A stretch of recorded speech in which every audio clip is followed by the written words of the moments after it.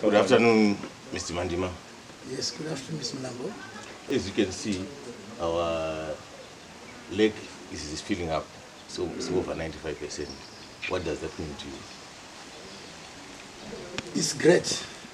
Why great? Because it does contribute a lot towards our visitorship in terms of tourism arrivals. For us, when the lake is getting to these levels, the implication is that there will be more activities around the road heritage site. One, you might be aware that over the past over 13 or 15 years, we have not had such levels, and hence we had problems in getting to activities such as boating, to activities such as fishing, all those activities which will give more value to the silent dry stone walls which we have at the World Heritage Site in Zimbabwe.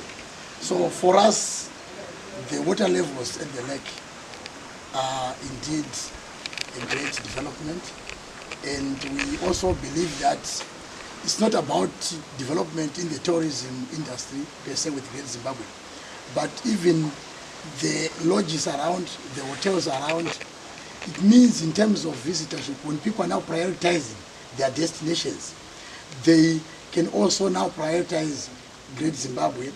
And when they prioritize Great Zimbabwe, because there are other activities apart from the dry stone walls, it means their length of stay, because of the activities around the lake, are also going to be to increase, and therefore is also going to benefit the hoteliers locally.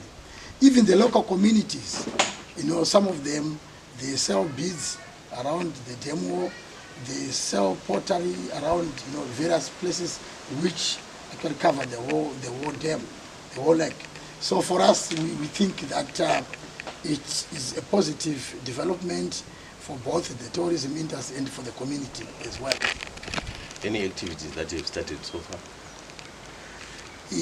At the moment, I wouldn't be able to specify, but I can only indicate that there were indications that we might be having quite a number of boating companies which would want to come to the lake because of these levels.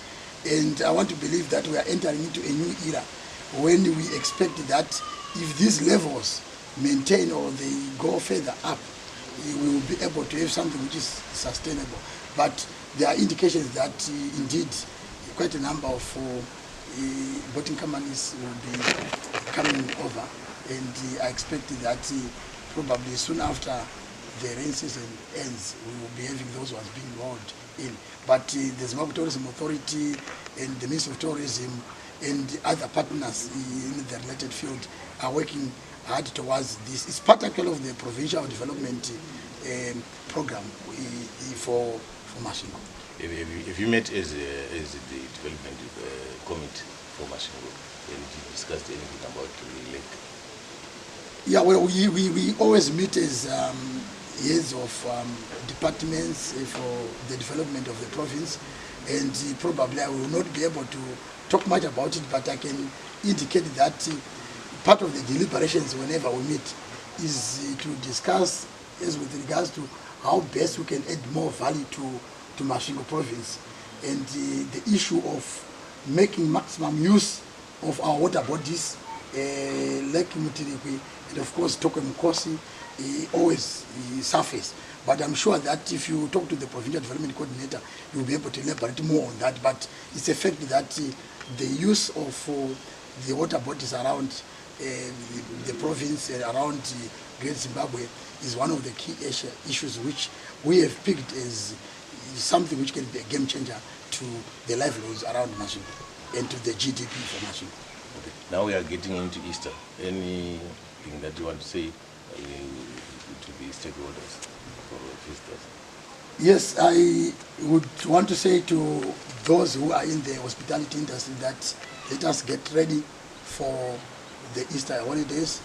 The indications from the time government announced the relaxation of the lockdown rules is that people are quite thirsty for visiting these sites. They've been locked up for quite a long time, and we are likely to be getting big numbers in terms of visitorship, but we must make sure that we adhere to the whole, protocols. We need ourselves, we need each other. We need to make sure that when we are doing this tourism business, we do it with that at the back of our minds, that we must keep ourselves safe from COVID-19.